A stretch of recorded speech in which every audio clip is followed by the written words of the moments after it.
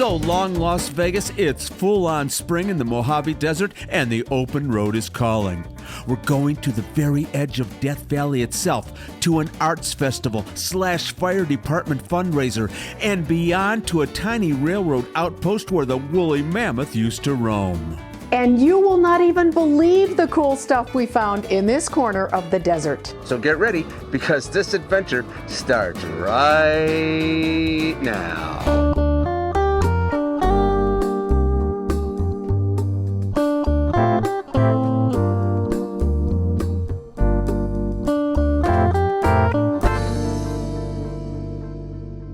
We have been looking forward to this for weeks. One of our favorite adventure-loving YouTubers by the name of Wonder Hussy recently moved from Las Vegas out to the edge of Death Valley, a tiny town called Tecopa, California.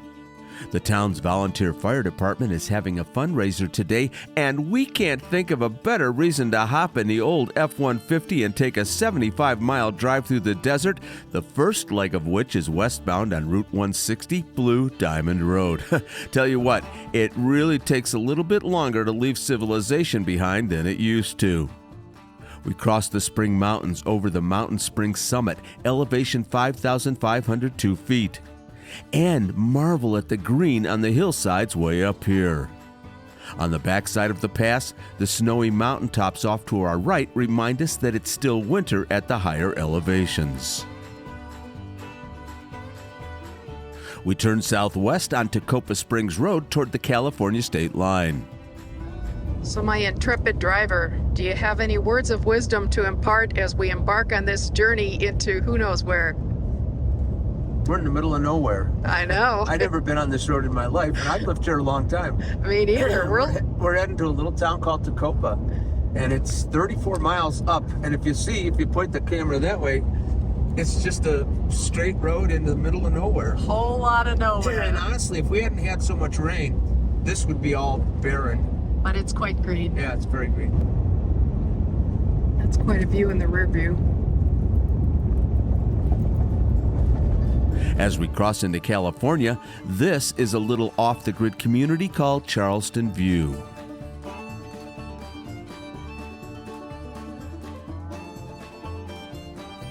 This route is known as the Old Spanish Trail Highway, the very same pack horse and herding route between New Mexico and Los Angeles that originated in 1829. A couple of decades later, the Mormon Road wagon route went the same way. Now, we just got to stop for a minute because this is the Nopa Range Wilderness Area, and the scenery is absolutely stunning. It was designated in 1994 more than 106,000 acres of wilderness, and today we seem to be the only ones out here. All right, we've got to get going. According to the map, there are switchbacks in our future. This is Emigrant Pass, 2,884 feet in elevation, the gap that will take us through to the other side of the 26-mile-long Nopa Range.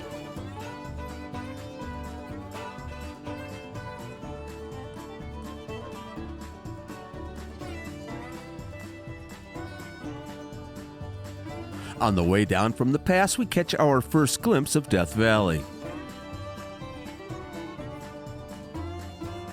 The highway levels off, and we are in the midst of the mineral-covered landscape and unique vegetation that characterizes this incredible part of the world.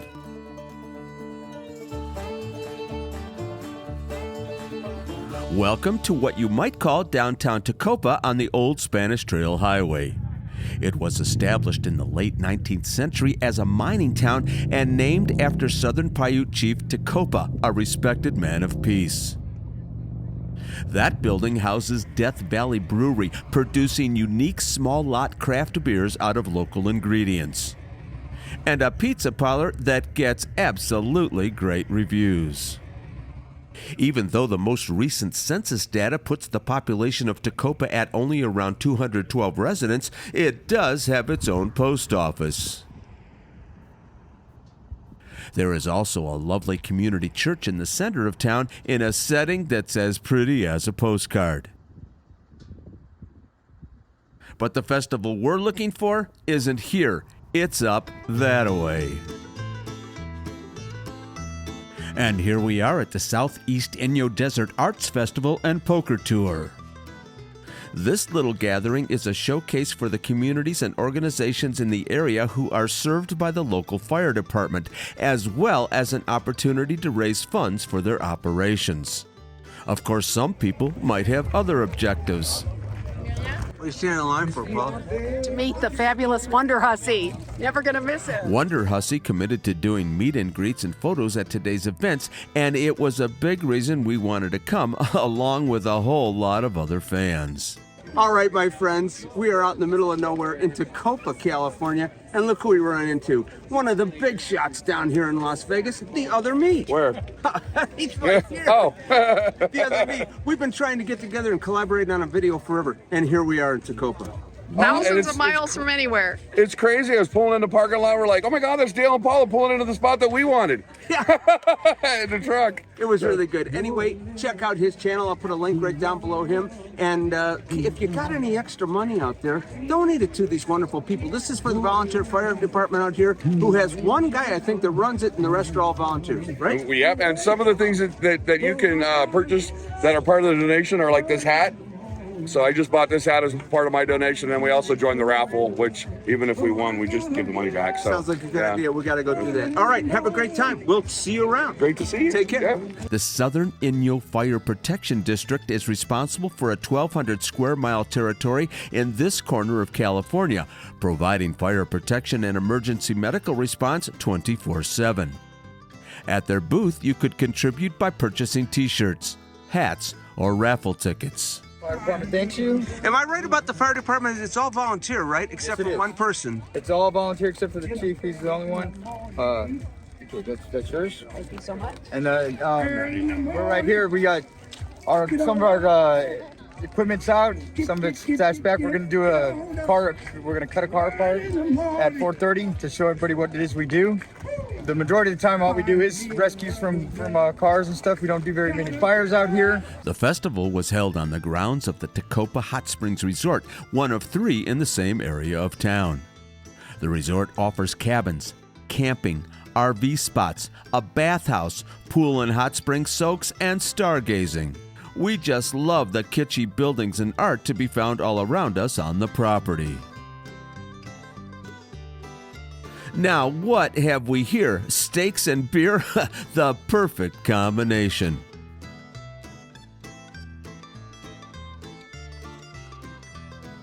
This photo-worthy building is a farm-to-table restaurant from gourmet chef Eric Scott, who actually has a resume that includes STK at the Cosmopolitan. It's open for dinner in the cooler months, but only has a few tables, so a reservation is a must. Next door is the community performance stage, and tonight's entertainment is giving festival goers a preview.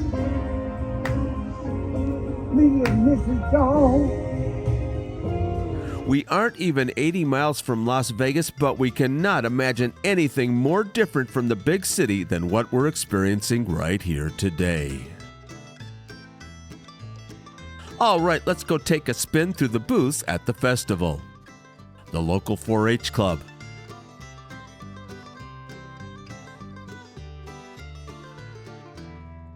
a really extraordinary display on recycling, Gladys the Recyclescope.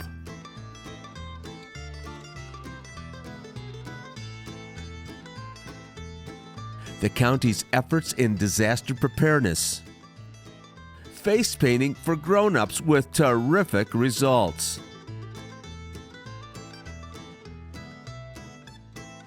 A dancer warming up before she takes the stage. A booth selling crystals and jewelry, and no, Paula could not resist. Plus beautifully crafted bullwhips and belts with gorgeous braiding.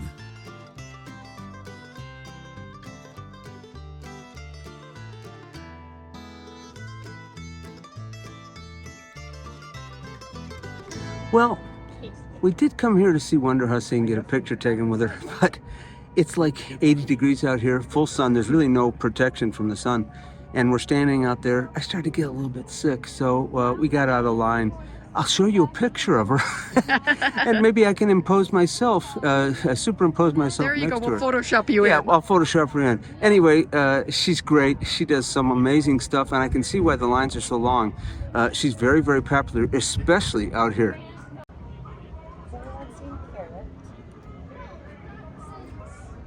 Well, fancy meeting you here.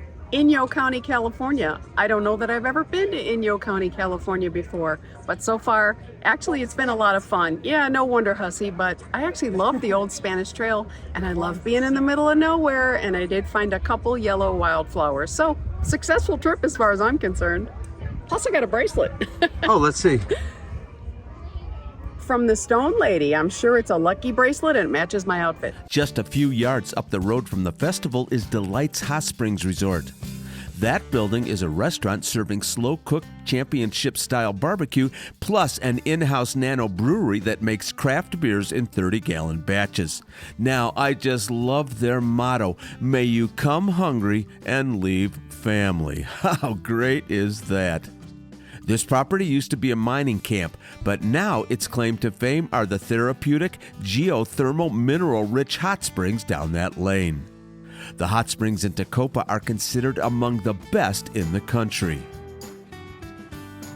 More hot springs can be enjoyed across the road at Tecopa Palms, an RV and tent camping resort.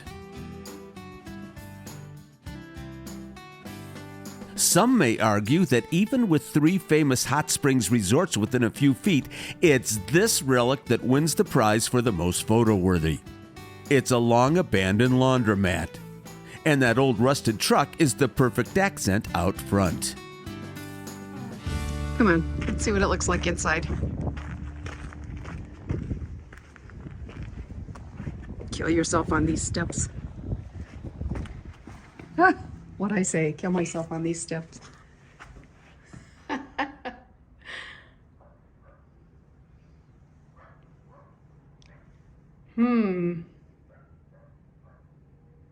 Let's pan that one more time. Laundromat, Tecopa, California. We are continuing north on Tecopa Hot Springs Road to Shoshone, California. And just look at this Death Valley landscape. What do you think about this? Okay, hold on just a sec. What did that sign say back there? Yes, folks, over there to our right is the site of Lake Tecopa, which was fed by the Amargosa River and drained into Death Valley during the Ice Age. In fact, it ultimately drained itself dry.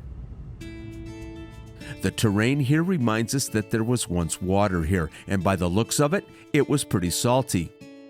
These mineral deposits are surreal. Welcome to Shoshone Village in the Amargosa River Valley. It was a railroad town providing services to the Tonopah and Tidewater Railroad back a century ago. Today, it's a charming piece of history.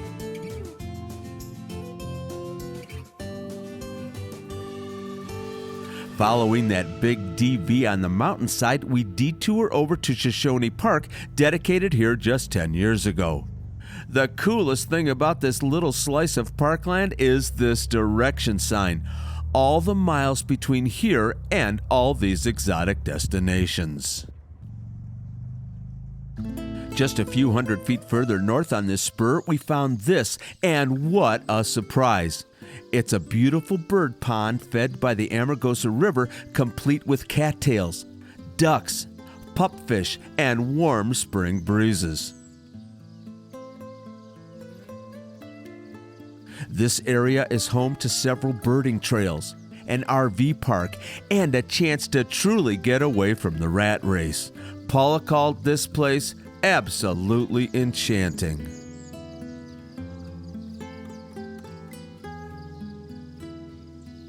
All right, let's double back to Highway 127 and visit tiny Shoshone. There's been an inn on this site since back in 1925. The Shoshone Inn has 17 rooms, a suite, and all the comforts of today, plus a swimming pool fed by a natural hot spring. It was built by the townsfolk out of timber in 1921 and then replaced by this concrete version in the 1940s. This is the center of town. The post office is circa 1964, and beyond that, the general store opened back in 1949.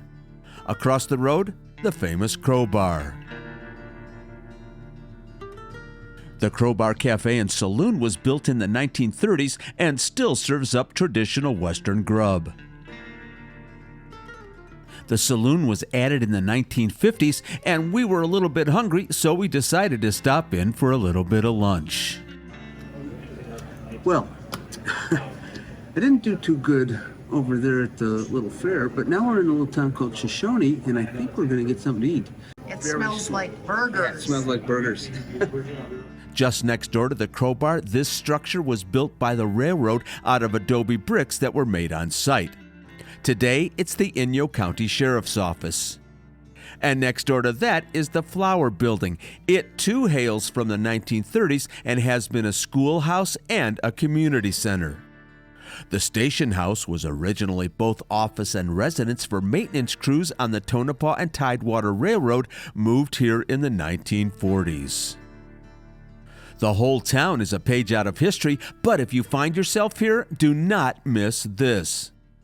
The Shoshone Museum started life in 1906 as a miners' union hall in a nearby town, was moved here in 1920, and became the general store and gas station. Today, it is an excellent museum inside and out. There you go. Here's the gas pumps on the other side of the car. They're both Chevron. How cool is this? I feel like I'm on American Pickers. This is great. And over here, a variety of antique mining implements and even some fuel barrels from Standard Oil. Standard Oil barrels. What are these worth now if they were full? A heck of a lot more than in the 1900s, huh? There's something pretty remarkable inside, so come on and follow me. Small-town museums like this are a treasure. In here are artifacts and displays on early life in Death Valley, the Tonopah and Tidewater Railroad, even notable plane crashes in the area.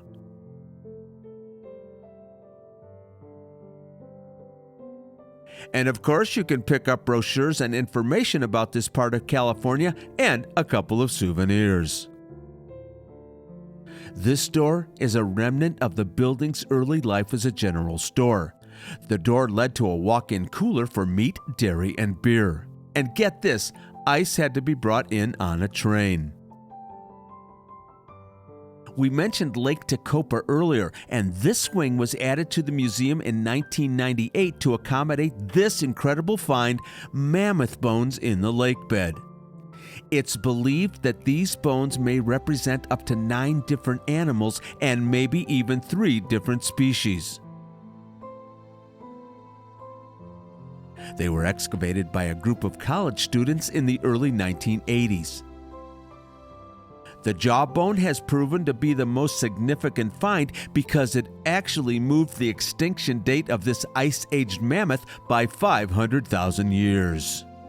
The room also has exhibits on borax mining in the area. Local animals like the coyote. And did you know camels originated in North America?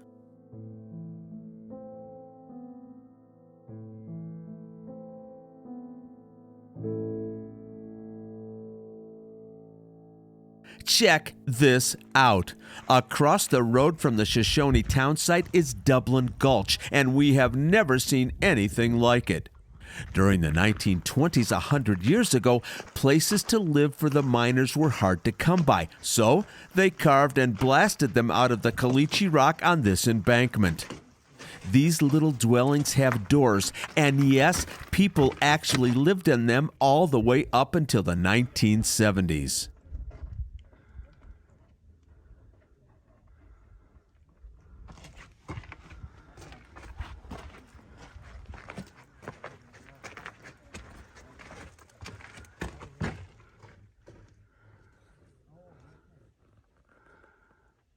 Outside these little caves is a quaint outhouse. That's two-seater. Used to have a two-seater up in Canada. And the obligatory pile of rusty cans.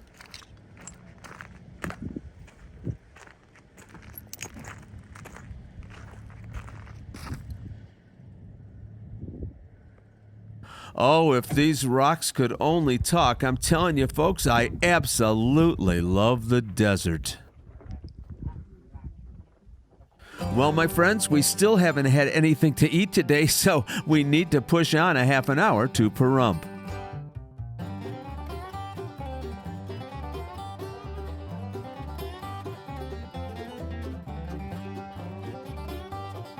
And just a few miles north on California 178, we hit the mother lode on the spring wildflowers.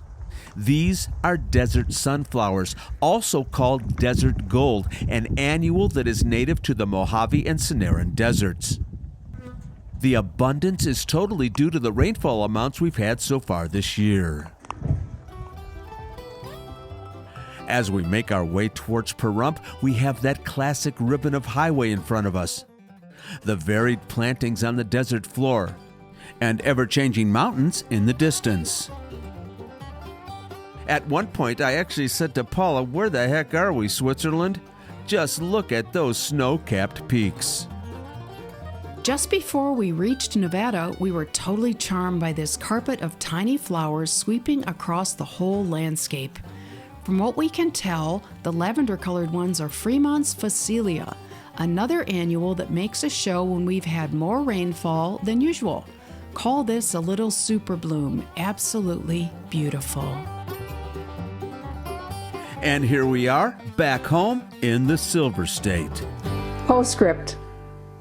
We went to 3 different places in Pahrump and couldn't get in for lunch, and we ended up going literally all the way back to Blue Diamond Road. And I tell you what, we ate at a pizza place that was 5 minutes from our house. And it was really good, but man, were we hungry by then. It was a very, very long day. I'll tell you what, that was an interesting day, don't you think? It was an amazing day. Yeah. We had such a good time working on the project because we got to relive all those cool little spots we visited. Now, let me just say one thing. Don't be an idiot like me. When you head out into the desert, get hydrated. Drink lots and lots of water. I'll tell you, I used to get out in the desert all the time. We used to ride horses in the desert. I know you're supposed to hydrate, but you know what? I guess at my old age, I forgot. I don't know. Or something. Or something. And the festival didn't have any drinks or food available, so if you didn't have it with you, you were out of luck. It was quite hot out there. But luckily, we were able to get a little bit of help, and we even went back, but again, the lines were so long we couldn't get to see Wonder Hussy. If you really want to see an in-depth video of this, go and check out The Other Me. Yeah, actually, Mark did a great job. He stayed much longer at the festival than we did. He did get to meet our big YouTube star, so check out Mark's video. I think they raised a lot of money. In fact, what we were told, they raised more money than they ever have, right? Yeah, actually, it was a huge success, and rumor has it they're going to be doing it again, so we may go back. All right. If you're not subscribed, please subscribe. Don't forget to hit that notification button. Anything else you want to tell these nice people, Miss Paula? Actually, I want to say a lot of you watch us from around the world. You're going to come to Las Vegas, but the vast majority of you are never going to go to Death Valley. So we really appreciate you coming along. We hope you enjoyed our little day adventure out in the wilds of the Mojave Desert. Hope you had a good time. We'll see you next time. Bye-bye, everybody. Bye, everyone.